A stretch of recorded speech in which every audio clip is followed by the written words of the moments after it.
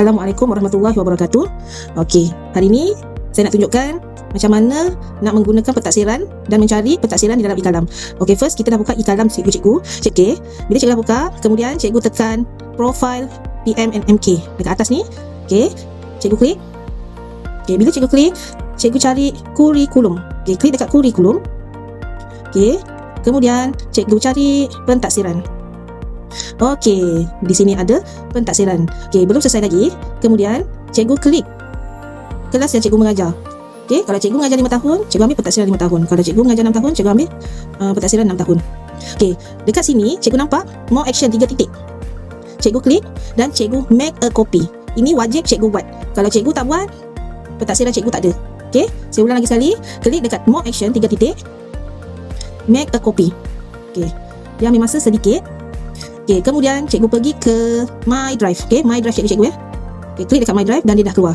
Okey, copy of pentaksiran. Okey, di sini cikgu pergi dekat more action 3 titik ni, cikgu rename dulu. Rename apa? Cikgu rename kelas cikgu. Okey, contoh 5 mawar pentaksiran penggal 1.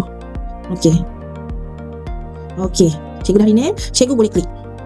Okey. Kemudian okey, ada lagi step yang perlu cikgu buat. Okey, kita tunggu sekejap. Dia mengambil masa sedikit. Okey, ini pentaksiran cikgu-cikgu. Ini pentaksiran cikgu sendiri ya. Tak ada siapa yang boleh tengok, melainkan cikgu share dekat orang lain. Okey.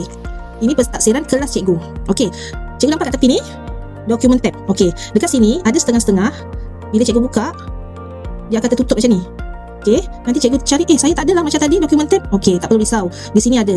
Cikgu klik titik 3 ni, dia akan muncul. Kalau cikgu klik balik hide tab ni, dia akan hilanglah. Okey, cikgu klik. Okey, di sini cikgu jumpa document tabs. Okey, di sini template. Okey, apa yang cikgu perlu buat? Cikgu perlu buat pergi dekat titik 3 ni, tab option. Cikgu klik dan cikgu duplicate. Okey, cikgu dah duplicate copy of template. Okey, klik dekat tab option 3 titik, cikgu rename. Rename apa? Rename nama murid.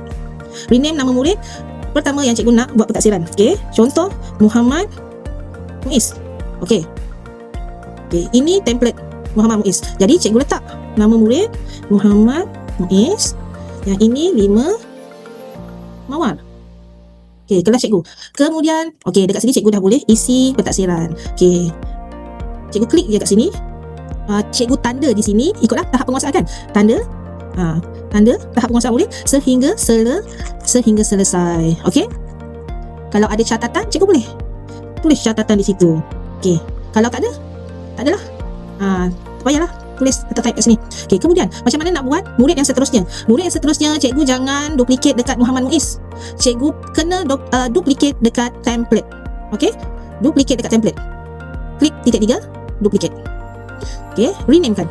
Murid seterusnya Nur Amira. Okey? Type nama Nur Amira. Okey, 5 mawar. Okey, sama juga. Tandakan. Okey, sehingga selesai. Cikgu nak buat pentaksiran sehingga selesai. Okey. Contohnya, cikgu hari ni sempat buat 4 orang je. Okey, tak apa.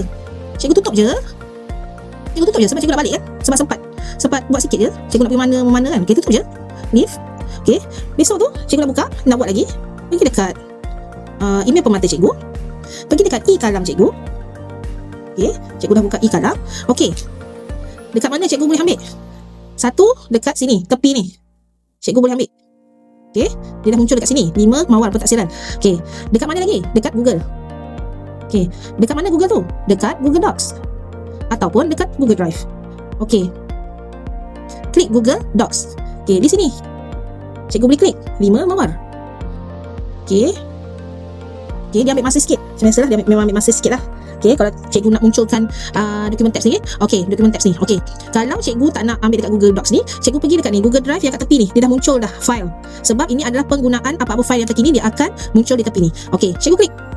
Dia keluar lagi. Sama je. Okey. Benda yang sama. Okey, okey kan. Okey, ataupun cikgu nak pergi dekat Google Drive. Boleh je. Ini dia file yang cikgu punya. My Drive. Okey, 5 mawar. Okey, boleh. Okey, klik je. Okey. Tapi macam saya suka pergi ke di tepi ni, Google Drive yang dekat tepi ni, sebab file yang terkini kan, sebab mudah. Okey. Okey. Yang ini macam mana? Okey, sama juga. Template, tab option, duplicate.